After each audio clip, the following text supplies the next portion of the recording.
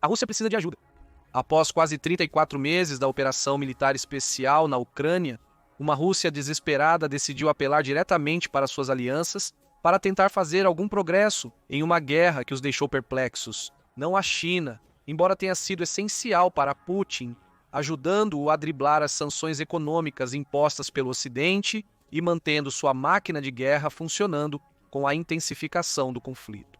Estamos falando da secreta e volátil Coreia do Norte. A Coreia do Norte enviou mais de 10 mil soldados para auxiliar seu parceiro internacional, a Rússia, em Kursk, local da maior derrota russa durante a guerra.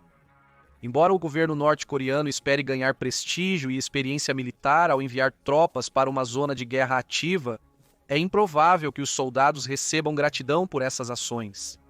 Na realidade, terão sorte se ao menos forem reconhecidos por seu empenho. Acredita-se que as tropas norte-coreanas estacionadas em Kursk não sejam tão valiosas para a Rússia.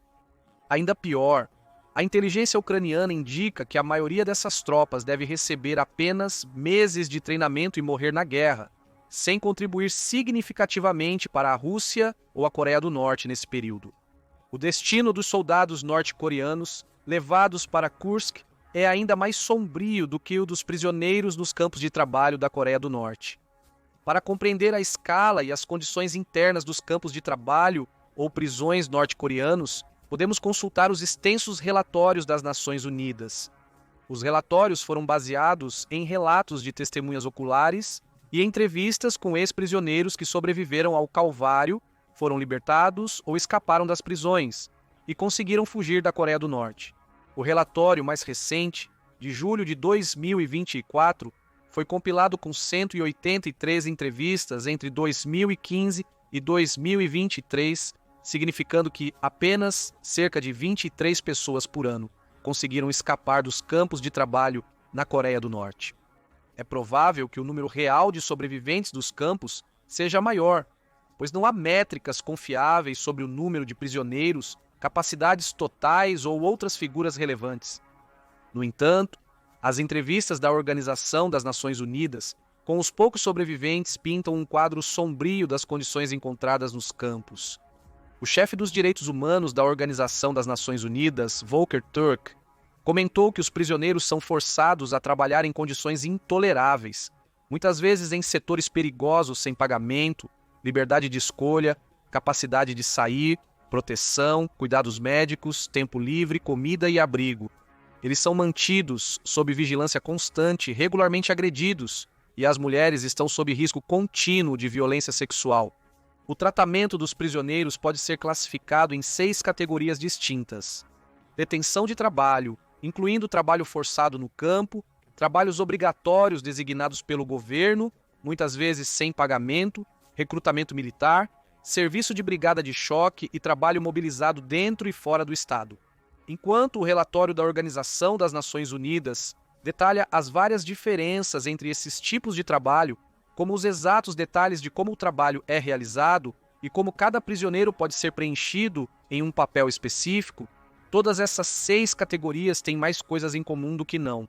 Os relatórios indicaram que praticamente todos os casos de trabalho forçado, seja em um campo ou no local, submetiam os trabalhadores a condições extremamente duras, com pouco espaço ou privacidade. A situação alimentar era crítica, com relatos de fugitivos recebendo apenas 3 onças diárias de milho.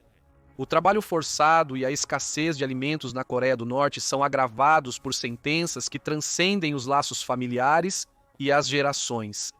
Prisioneiros podem ser detidos com base nas ações de seus familiares próximos. Uma geração inteira de uma família pode cumprir penas perpétuas em campos de trabalho, tornando-se inimigos no processo. Os guardas racionavam a comida rigorosamente e criavam divisões entre os prisioneiros, tornando mais vantajoso denunciar a própria família para ganhar a simpatia dos carcereiros. A infame história de Shin Yiguen mostrou que as crianças eram especialmente afetadas pela lavagem cerebral e pelo tormento mental e físico nos campos. Shin, que nasceu dentro do campo como uma suposta recompensa dos guardas pelas habilidades de trabalho de seu pai, aceitou tão fortemente a vida na prisão que considerava os guardas acima de sua própria família. Quando sua mãe e irmão planejaram fugir, Shin informou aos guardas que então os executaram. O maltrato nos campos de prisão era baseado principalmente na desnutrição extrema a que os prisioneiros eram submetidos. Diante da perspectiva de comer muito abaixo do normal, os prisioneiros rapidamente se tornavam ciumentos ou odiosos em relação aos outros, como se estivessem competindo pelos escassos suprimentos de comida. A Organização das Nações Unidas denunciou em seus relatórios que a desnutrição, combinada com tortura e maus tratos físicos, violava os direitos humanos básicos. A combinação desses fatores frequentemente reduzia os prisioneiros a meras sombras de quem eram antes.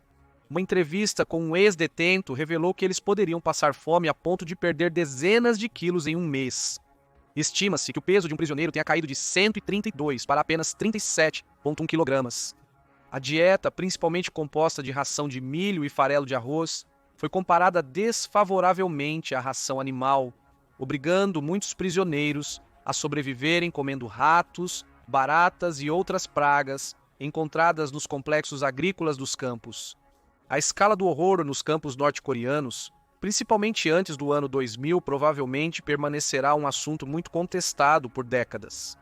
Contudo, a pressão externa da Organização das Nações Unidas, possivelmente agravada pela pressão da China e Rússia, aliados e vizinhos da Coreia do Norte, resultou em uma discreta melhoria nas condições dos campos de prisão com o passar do tempo. Isso é corroborado por uma entrevista com um prisioneiro que esteve em um dos campos não uma, mas duas vezes, em 2000 e em 2017.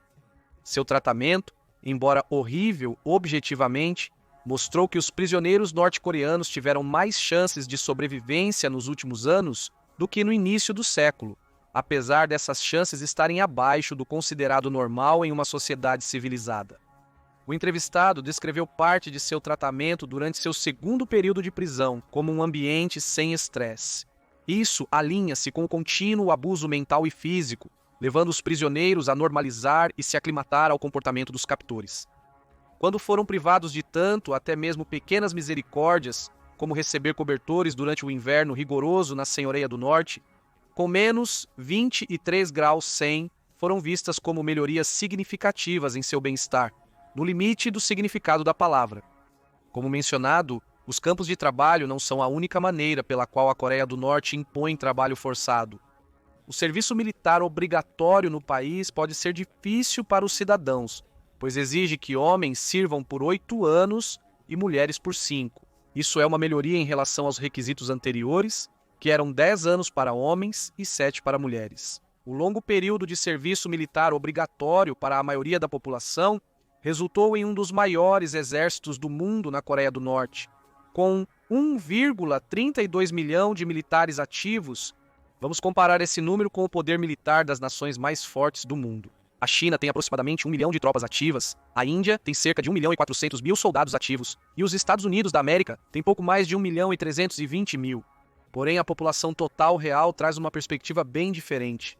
China e Índia têm mais de 1 bilhão e 400 milhões de pessoas, e os Estados Unidos da América têm cerca de 330 milhões de residentes. A Coreia do Norte, em comparação, tem apenas 26 milhões de pessoas. Isso faz da Coreia do Norte uma das nações mais militarizadas do mundo. Devido ao longo serviço militar obrigatório, uma porcentagem significativa da população passou pelas Forças Armadas e pode ser convocada em tempos de guerra. Algumas estimativas sugerem que a Coreia do Norte poderia convocar aproximadamente A Coreia do Norte perdeu 1 milhão de pessoas durante a guerra, cerca de 1/3 da população. Apesar dos números de pessoal ativo sugerirem um exército próspero, a realidade é diferente. O governo trata os recrutas militares apenas um pouco melhor do que os trabalhadores nos campos de trabalho, esperando que forneçam mão de obra gratuita constante para o Estado, frequentemente em construção e agricultura.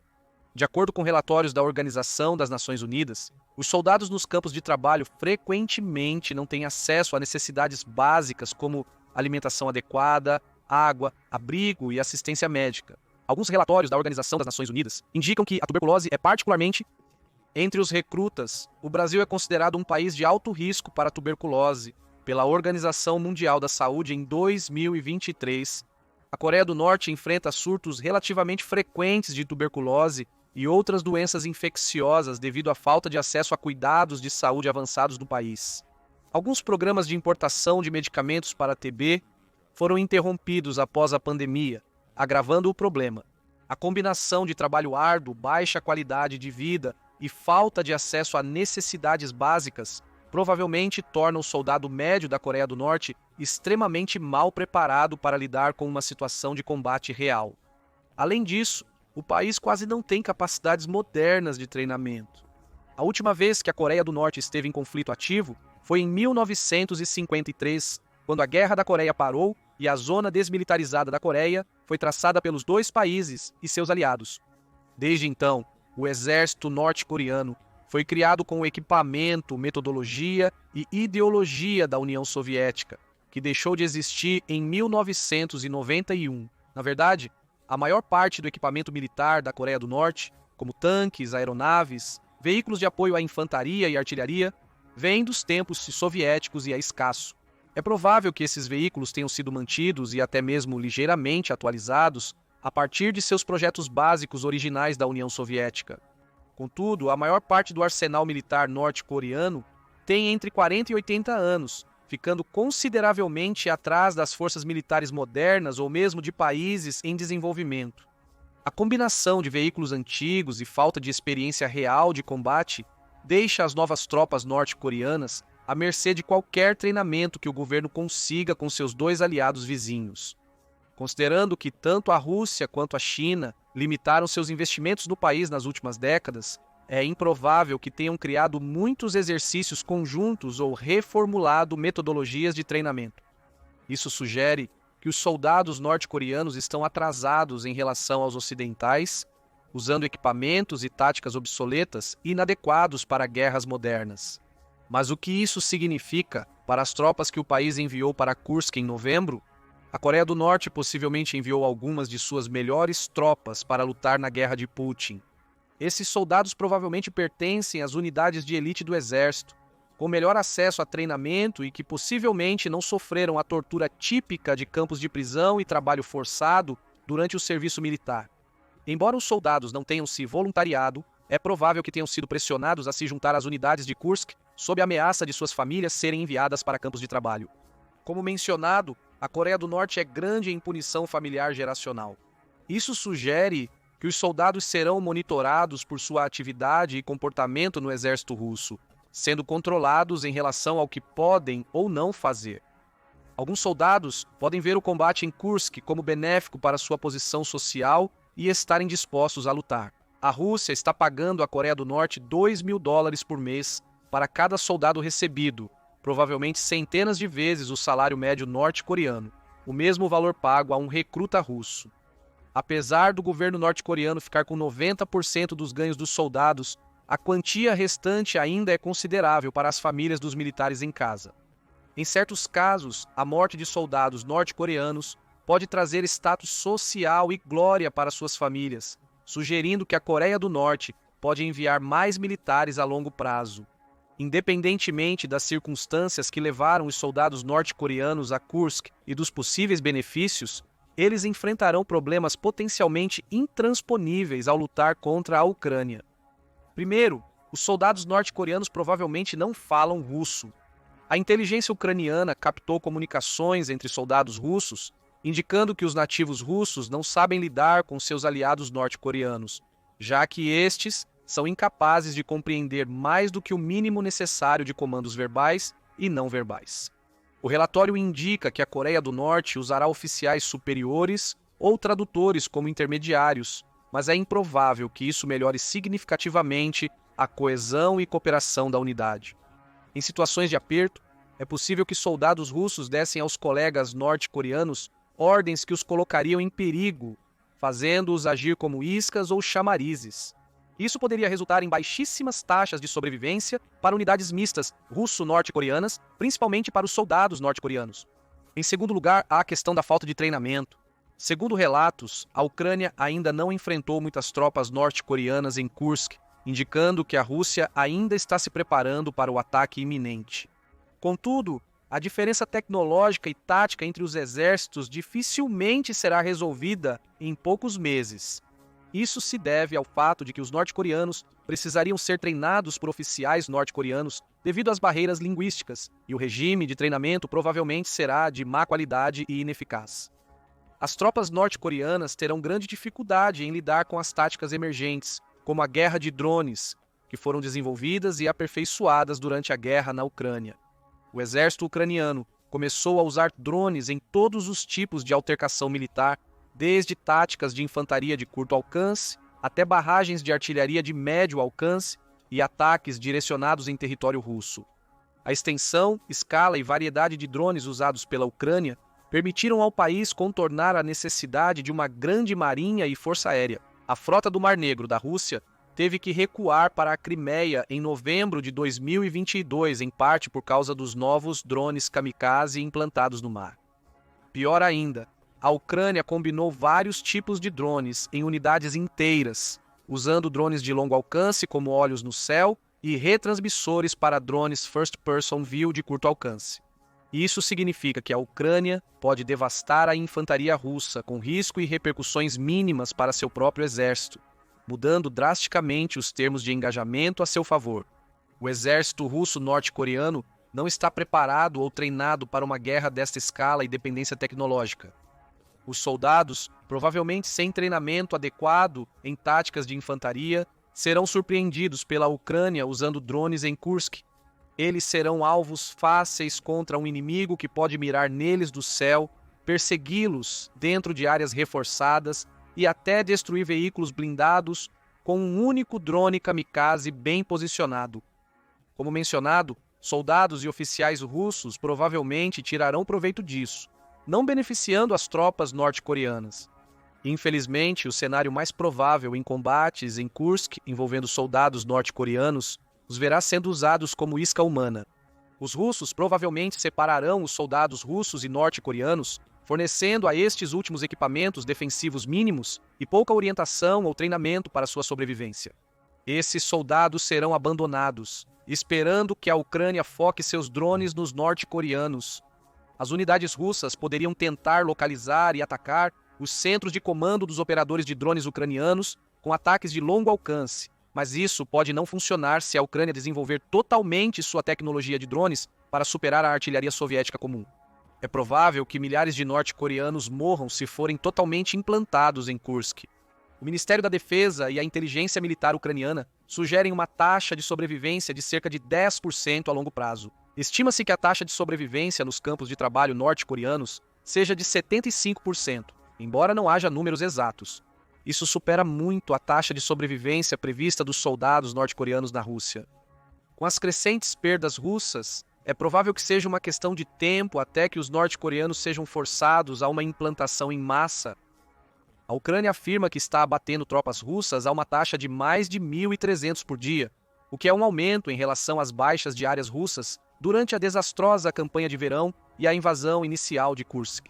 Neste ritmo, os primeiros 10.000 norte-coreanos estacionados em Kursk podem ser dizimados em poucos meses. E há outra possibilidade que pode ser igualmente angustiante para as tropas norte-coreanas. Eles podem ser usados como equipes de teste de construção, visto que o serviço militar obrigatório na Coreia do Norte já exige trabalho de construção. Isso pode levar a Rússia a usar esses soldados para cavar trincheiras e reforçar as linhas de frente. Isso poderia levar a uma queda significativa no potencial de ganhos, prestígio ou acesso às instalações fornecidas pelo exército russo aos seus soldados.